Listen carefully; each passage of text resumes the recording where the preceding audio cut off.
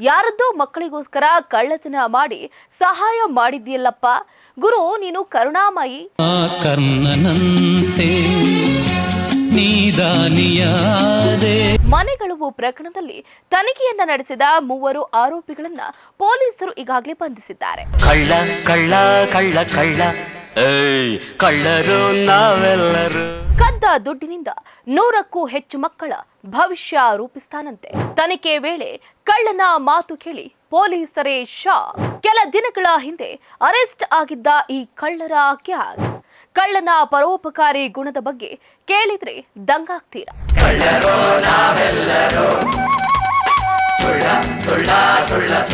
ನಮಸ್ಕಾರ, ಸ್ಪೀಡ್ ನ್ಯೂಸ್ಗೆ ಸ್ವಾಗತ. ನಾನು ಚಂದ್ರಕಲಾ ಗೋವಿಂದಪ್ಪ.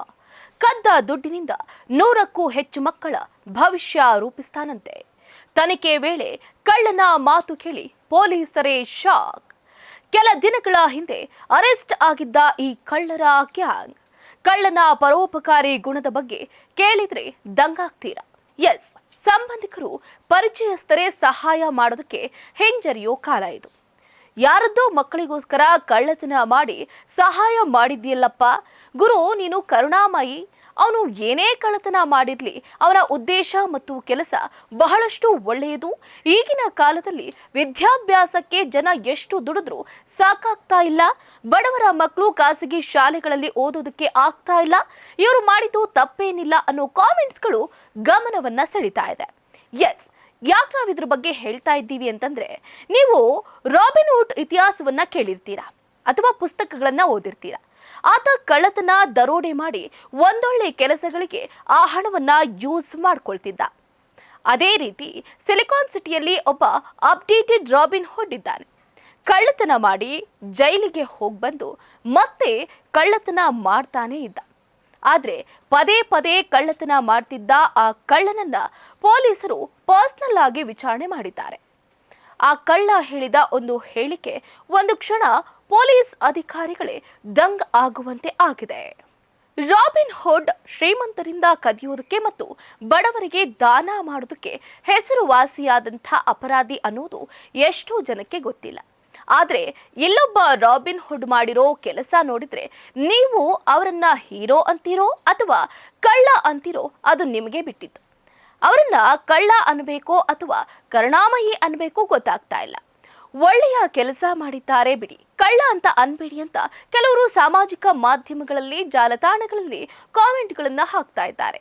ಎಸ್, ಈಗಾಗಲೇ ಹೇಳ್ದಾಗೆ ರಾಬಿನ್ ಹುಡ್ ಮಾದರಿಯಲ್ಲಿ ಮಕ್ಕಳಿಗೆ ಒಳಿತಾಗಬೇಕು, ಶಿಕ್ಷಣಕ್ಕೆ ಯಾವುದೇ ರೀತಿಯಾದಂತಹ ಕೊರತೆ ಆಗಬಾರದು ಅನ್ನುವಂಥ ನಿಟ್ಟಲ್ಲಿ ಕೆಲ ದಿನಗಳ ಹಿಂದೆ ನಡೆದಿದ್ದ ಮನೆಗಳವು ಪ್ರಕರಣದಲ್ಲಿ ತನಿಖೆಯನ್ನ ನಡೆಸಿದ ಮೂವರು ಆರೋಪಿಗಳನ್ನ ಪೊಲೀಸರು ಈಗಾಗಲೇ ಬಂಧಿಸಿದ್ದಾರೆ.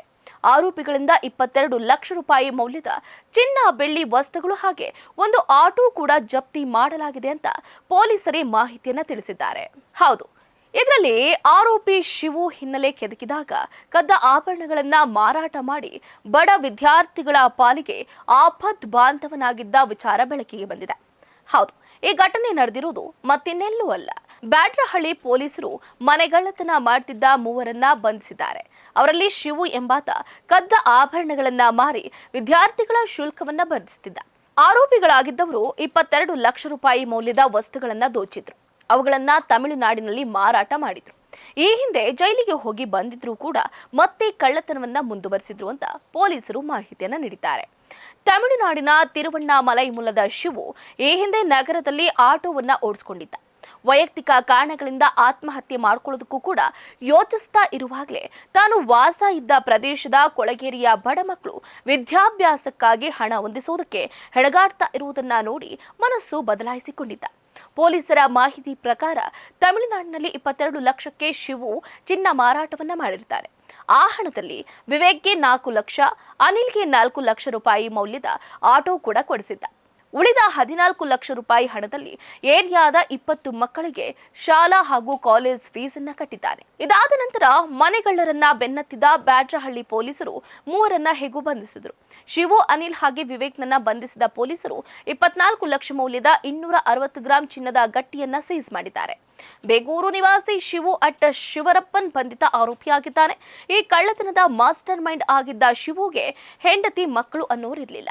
ಒಂದು ಕಾಲದಲ್ಲಿ ಶಿವು ಆತ್ಮಹತ್ಯೆ ಮಾಡ್ಕೊಳ್ಳೋದಕ್ಕೆ ಯೋಚನೆ ಮಾಡ್ತಿದ್ದಂತಹ ಸಂದರ್ಭದಲ್ಲಿ ಈ ಬೆಳವಣಿಗೆ ಆಗಿದೆ ನೋಡಿ.